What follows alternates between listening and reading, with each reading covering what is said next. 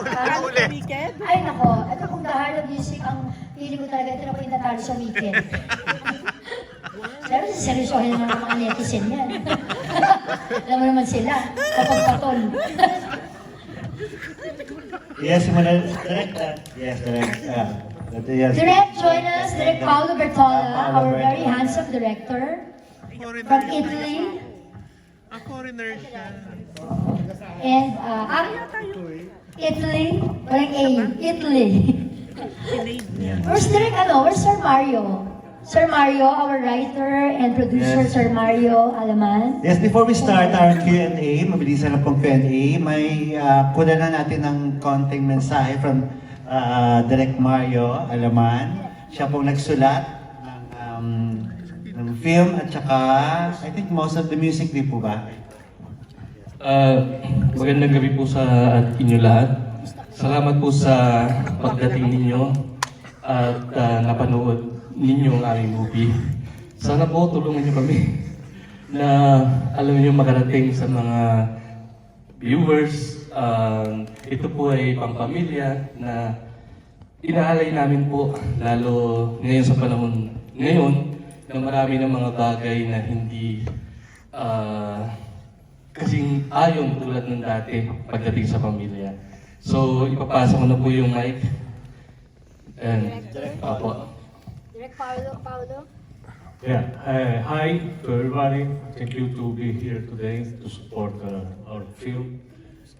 Yeah, it's a family drama with a lot of songs. So I don't know if we can describe as a musical, but it's a musical film drama for sure.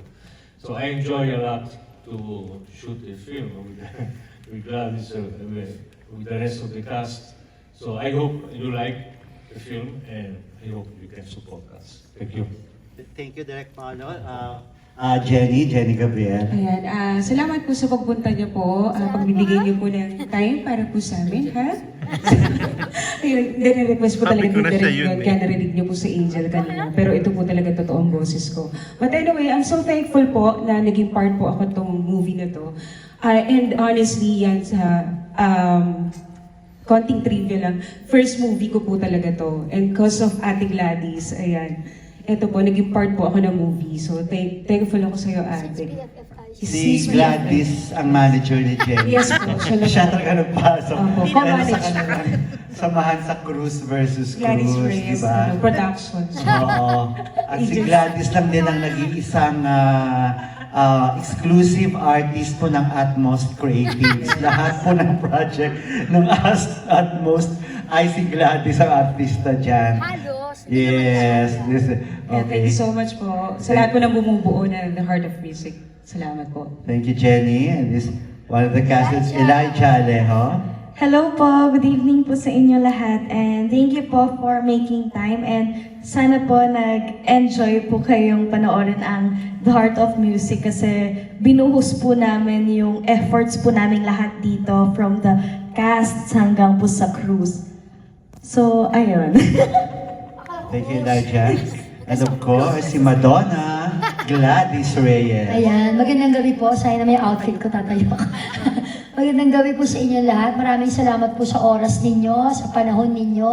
Alam ko po na matraffic ngayon, di ba? At baka abala rin po kayo, may mga iba kayong ginagawa. Kaya naman na-appreciate po namin your time, your effort to be here with us tonight. And of course, hindi naman na po iba sa inyo, mga kaibigan na rin, mga kakilala. Kaya maraming salamat po. Hihingin ko po ulit ang tulong at suporta po ninyo para po sa aming pelikulang The Heart of Music. Ako po personally, fan ako ng The Sound of Music pa before, di ba? So, ako talaga, it was offered to me, sabi ko, wow, kakaiba, kumbaga. Kaya sana po, tulungan niyo po kami. December 10 na po ito in cinemas nationwide. Kaya sana po, pakitulungan po kami para sa aming pelikula. Thank you, Glad. Pressure ka pa ba? Kasi parang may prediction na ito ang tatalo sa weekend ngayon. Seryoso ko talaga. Oo. Actually, parang, ang dinig ko nga parang medyo na-stress si Ariana. Kaya ginaya ko na lang yung hairstyle. Yung pala yun. Hindi naman siya, hindi yan yung tanong mo. Sumagot naman. Hirap. Hindi. Nung in-offer sa ito, sabi mo nga, ano ka, excite, answer prayer. So, hindi ka ba medyo na-stress na along with Robert Sena, Isay Alvarez, even Jenny Gabriel, gano'n? And then, syempre po, kaya nga sabi ko, before I did the movie, gumawa ako ng assignment ko, kumbaga. Yung homework ko, nag-take up ako ng voice lessons, even piano lessons, kahit na hindi naman sobrang, di ba, na-highlight doon. Pero, naiiya ako syempre kay Mr. Robert Sena and Miss Isay Alvarez, di ba, most especially. Kasi, syempre sila talaga yung, sabi ko nga, formidable duo in the music industry, di ba? And gusto ko namang ipakita na kahit papano, ibibigay ko yung best ko dito. So, yun po, ginawa kong preparation for that, na sisiguraduhin kong, tsaka alam mo naman, mahilig din talaga ako kumanta sa karaoke, no? Not even, I'm not even a professional singer, pero I really love to sing sa karaoke, and that's my way of, parang stress reliever ko yun eh. Kaya nga when it was offered to me, sobrang saya ko na, wow, binigyan pa ako at this point ng career ko, ng opportunity to do a musical. Actually, happy nga kami sa'yo kasi 90s pa lang talagang kinakaroon mo ng mga videoke and then na-witness ka na rin namin magkaroon ng parang mini concert. Diba? Sa birthday ko. Oo. Kasi wala kayong magagawa. Birthday ko yun. So after this ba, posibleng concert na talaga naman? Grabe. Ay, alam mo, pero talagang may dream ako na ganyan na. Sinausap ko pa nga si Direk Louie Ignacio eh. Ito seryoso to, yung concert. Kasi nung nakikita ko nagko-concert sino ba, yung parang nagre-reunion sila, di ba? Parang yung mga 90s and all ganyan. I even said it kay Judy Ann, sa totoo lang. Sabi ko, Jude, mag-concert kaya tayo. Totoo! Kasi, di ba gusto kong kumakanta sa band, ganyan. Tapos, ini-imagine ko na yung opening opening song, yung background song ng Mara Clara dati, ganyan. Mara Clara the concert. Sa totoo! Tapos may big screen na ganyan, nagsasampalan ko bago yung opening, di ba?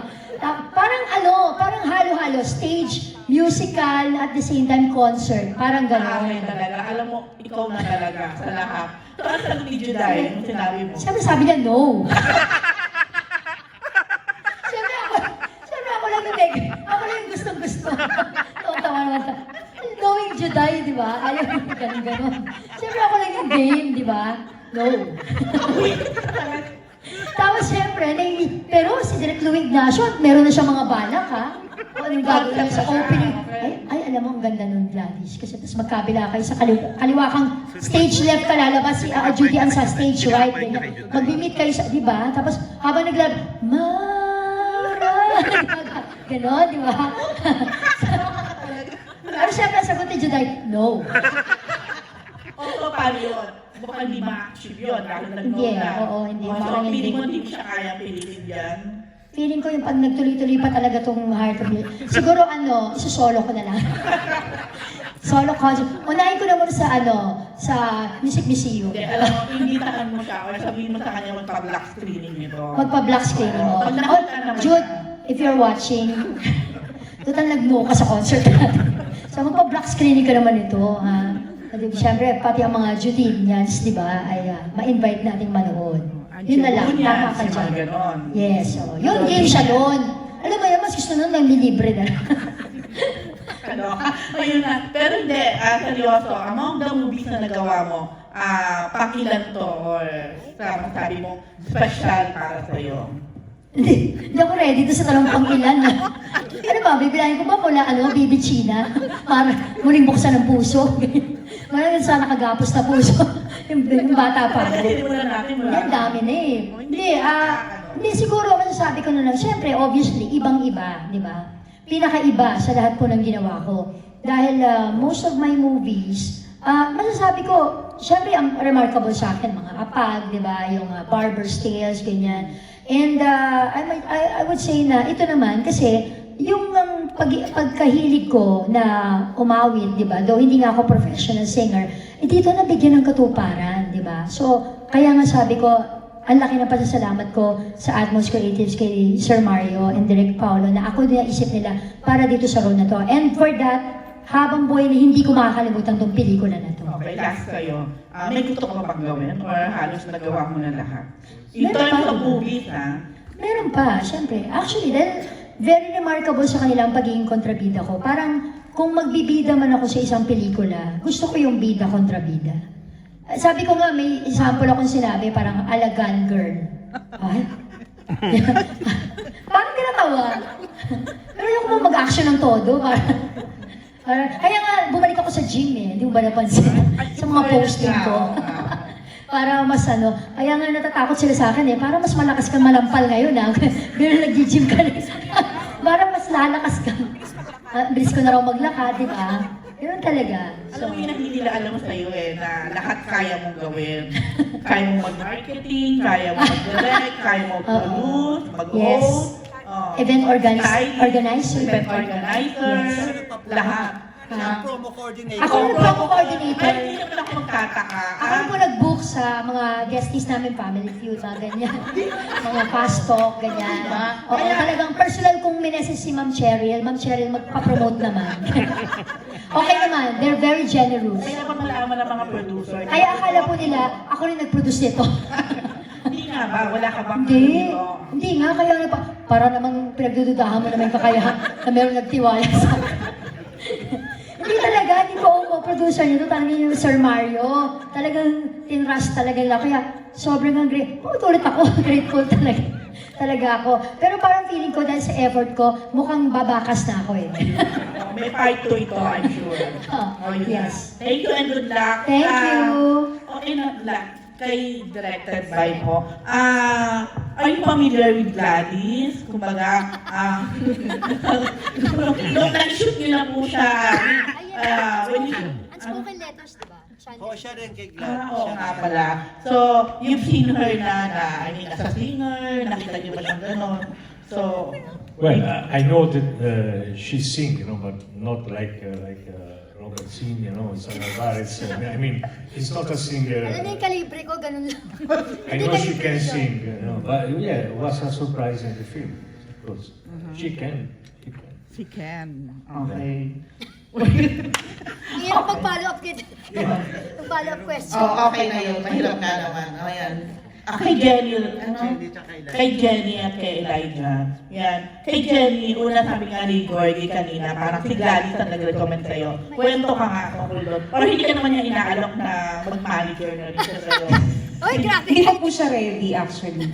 Medyo pinag-aaralan niya pa daw po. So, we're getting there na po. Opo. So anyway, ito po, kwento na po ako. Actually, nagkasama kami ni ate first sa Cruise versus Cruise. And then, nagkaroon po kami ng maka. Tapos, doon niya po in-offer yun. Tapos, nung nalaman ko po yung story nun, para po kay Judy Ann Santos po pala to. Yung part 2 na yun na napanood nyo. Gusto po ng director namin. Opo. Kaso, ayaw na nga po. No, ate. No. No, nag-no. Oo, parang focus doon po yata sa mga kids niya. Ganun. Kaya parang hindi po nagampanan. In-offer ni ate, kasi alam niya nga po kumakanta ko, Hoy Jen, alam po kumakanta ka, kunin kita dun sa sa movie. So hindi ko pa alam. Di ba casting director pa? Hindi po ako nagdalawang isip kasi Miss Gladys Reyes na yan, syempre, di ba? Tapos, alam mo yun, nasa bucket list ko na maka-close. Yung, iba si ate. Talagang iba po siya in Parang person. Iba para pong kapatid, para kang kapatid niya ituturing. Yung kahit nasaan siyang, yung may dressing room siya, sasama ka niya doon, hindi ka niya papayagan na kung saan ka lang. Hahanapin agad ako niyan. So doon ko naramdaman yung, ay nakakatuwa naman to si ate. Hindi lang artista-artista. Alam mo yun, totoo naman, di ba? Hindi naman lahat. But honestly, in person din, syempre. Pero talagang totoong kaibigan si ate. Totoong tao. Yun lang po masasabi ko. Yun, Kahit ako kunin kita ulit sa next movie ko. At sana maging manager na rin kita, ate. So, totoo nga na in-offer mo siya mag-manage sa'yo. Opo, ate, manage mo nga din ako. Tingin ko. Kasi ginagawa mo na rin lahat. Nag-handler ka na sa amin ni Kuya Lee, lahat. PC ka na namin. Oo, kinukulik ni handler. Ano na, sumagot naman kayo, ganun. Yun na. Siya na po kumakausap. Talagang si Gladys hindi mawawala sa industriya mo. Lahat. Sure na Hashtag. yun. Kasi may mga dam, may Oo, correct. Ang dami. Hashtag friend, ganun. Hashtag TC, hashtag Manager na lang talaga hinihintay ko po. Yun na. Okay, thank you. Ate Silay, kayo mo naman ang magkatanong. Silay. Si Alan din. Magtatanong kay Aleja nga. Alan. O sige si Alan. Si Alan muna. Alan. Isa lang yung tanong ko, bakit pag musical ba, Gladys, dapat yung hair kulot? So, in-achieve mo rin, naging ani ka rin dito, hindi ka lang, Ang galing mo! no, si ani yung in-achieve mo, no? Ang galing mo! What? Oo nga. Hindi naman. Kasi parang, una rin tanong ko yung kay Sir Mario. Sabi ko, kasi okay na ba sa'yo? Ito yung ano mo, ay, Kari Kirara. Sabi ko, ganun, talaga direct. Sabi ko, bakit? Hindi para daw maiba daw sa ibang mga ano ko. To be fair naman, wala pa akong ginampan ng ganyan ako kakulot. Kaya nakita mo yung kung bakit. Yung nanay ko, kita mo sa... Yun na nga, yun nga sunod ko tanong, shoot lahat at ani nga sa akin, sa'yo kay Lara. Kaya nga ako, ani lang yun. Hindi, pero kasi gusto ni Sir Mario ng a different look, a different Gladys talaga na, talaga medyo, uy, gano'n masashock sila na, bakit kulot? Ganyan. So, wala naman siya kinalaman doon sa musical na kailangan kulot. Pero kasi di Yung ba, nanay mo, ay tabay yung nanay mo dito, parang kung makakulot na hair naman, parang ano, katutubo, puti-puti. Akala ko may lahi kayo. may lahi, katutubo?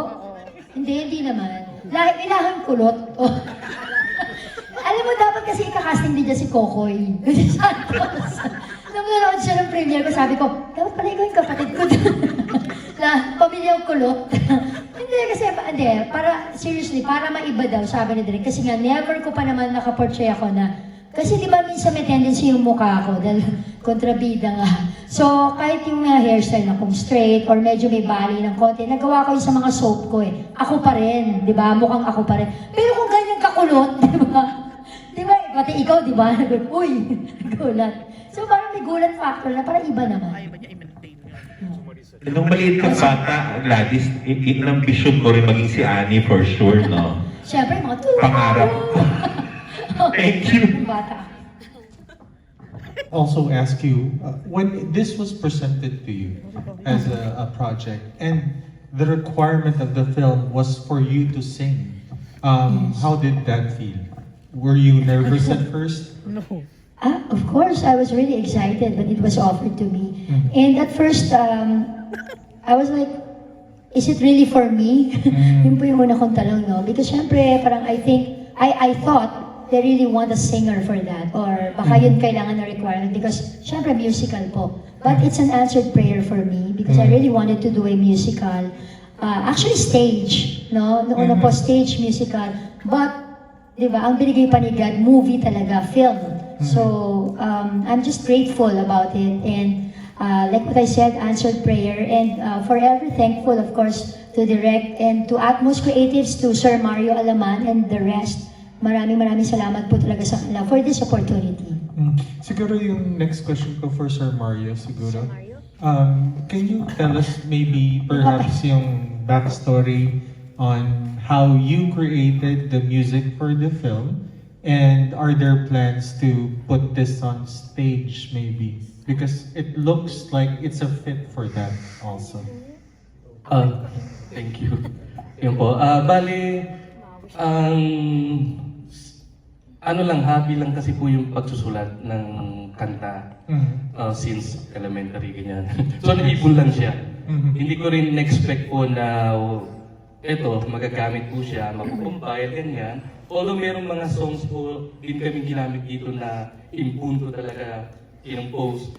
Especially yung scene ni Marisa, yeah, sa Gladys yun, impunto yun.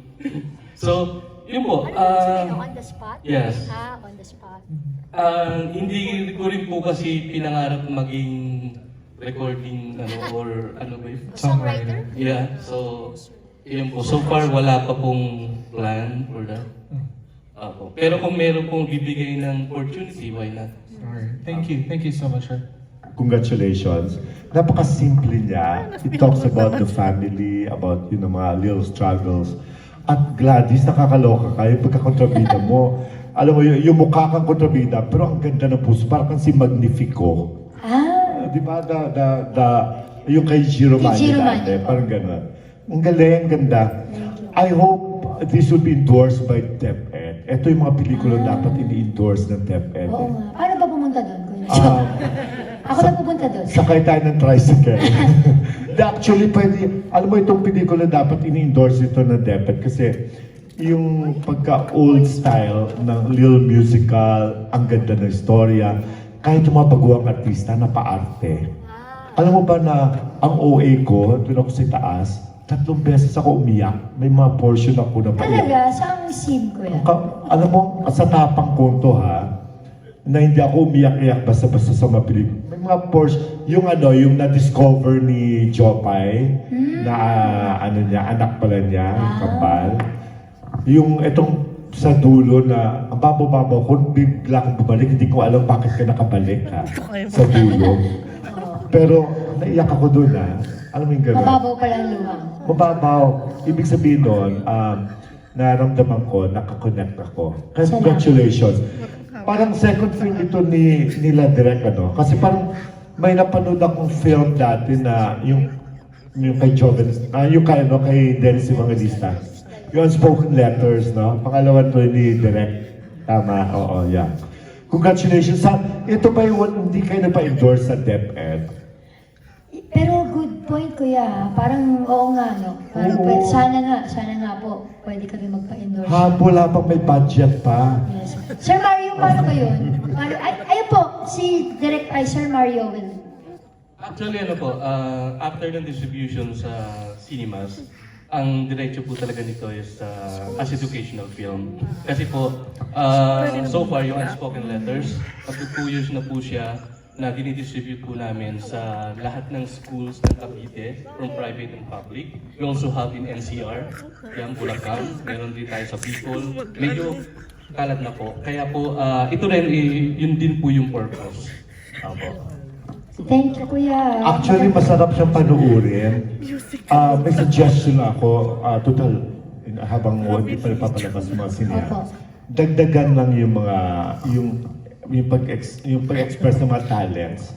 Yung kaya humihiyaw pumapalakpak kasi sobrang galing mag-ballet. Hindi yung basta lang nag-ballet ganyan-ganyan tapos pinalakpakan, parang hindi ko matanggap yun. Lagyan mo pa ng exemplary scene. Wala tayo mag-shoot. Ay nga pala, isushoot pala yun. O nga pala wala nang tayo mag-shoot. Ano na lang, voice over. I-voice over. Woo! Ganda kasi nag-experiment ka ng parang musical. Opo. At least nakakarinig ka ng something new. Okay, congratulations ha. Mag-DepEd ha. Oo. Thank you, Joe Bird. Talaga, enjoy na enjoy tuloy si Alan Jones sa comment mo. Oo, ba't kaya tuwa si Kuya Alan? So, ako natin puntahan si Alan, si Rose, saka si Cherry. Naiiyak na tuloy si Alan. Si Jojo Panaligan muna. May tanong.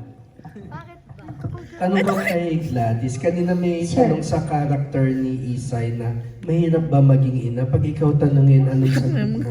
Ay, mahirap po na masarap. Yung mahirap dahil ako nga not just one, not just two, 4. Diba? 4 kids. And ang konsuelo nun, ang masarap dun, yung makikita mong awa ng Diyos ay napapalaki niyo po sila ng maayos. Katuwang syempre yung aking asawa, no? Hindi lang naman ako. Ang pagiging isang ina ay dun mo talaga masasabi yung yung love na hindi ka nag-aantay ng pabalik. Basta bigay ka lang ng bigay sa anak mo. Siguro, yun na nga po, malaking konsuelo na yung nakikita mo kung paano sila mag-appreciate. Last question ko. Anong comment mo dun sa eksena sa storya na, di ba, nung nakidnap yung mga anak, napalayas yung character mo, Opo. na minsan sa dami ng tamang ginawa mo, isang mali, yun ang nagmamarka. Opo, di ba? Kumbaga para sa typewriting or para nasa bond paper, yung isang tuldok na itim, yun ang mas napupuna kaysa yung, di ba, yung malinis na papel na yun. Kasi it really happens in real life, di ba po? Hindi lang naman doon sa eksena niya, maraming pagkakataon na minsan ang dami mo lang naitulong, di ba? Tapos yung isang beses lang na hindi ka, halimbawa, nakatulong, di ba? O siguro, unfortunately, wala ka rin maitulong ng mga oras na yun. Yun yung, di ba, yun yung mas na-highlight kasi yung daming beses mo naitulong. It's very realistic po, pero sana nga po, mas bigyang halaga o mas i-highlight talaga yung magaganda syempre na nagagawa, di po ba? At wag masyado namang i-judge agad doon sa iisang pagkakamali lang. Salamat. Niluluto mo sa anak mo dun sa movie. Ang familiar rin tanong mo na. Sounds familiar. 500 pesos. Wait lang. Sa totoo lang. Wait. Dali mag-adjust tayo kay Ate Rosa. Wait lang daw. Hindi mo na ako sasagot. Pwede na? Okay. Kung meron ko 500 pesos, para sa movie okay, iluluto ko sa movie. Kasi sa totoo lang, hindi ako nagluluto. Yung more on yung asawa ko o kaya kasama ko sa bahay, hindi kasi yun ang strength ko. Dahil nagsasuffer ako sa comparison na sa asawa ko, ang galing kasi, di ba, chef siya. Pero siguro yung masisimplihan ko lang, pinakbet, ano ba, favorite ko kasi yan pinakbet, pritong isda, ganyan, kare-kare, mahal makakabili ko ba ingredients yun sa 500 pesos? Hindi. Baka pa lang. Ay, ayun nga, pinaka-the best, bumili ka na lang ng luto na sa karinderya. 500, dami na nun A little bit of this, a little bit of that, di ba? May bopis ka dyan, may ano ka dyan. Yes. Kung magluluto ka sa totoo lang, napakahirap pagkasya ng 500 pesos. Di ba? Yung out of scratch, na ang daming ingredients. Plus syempre gagamit ka pa ng kasul. So, mahirap po talaga. Kung lutong ulam pwede, pero kung malaking pamilya, napakahirap pagkasyahin.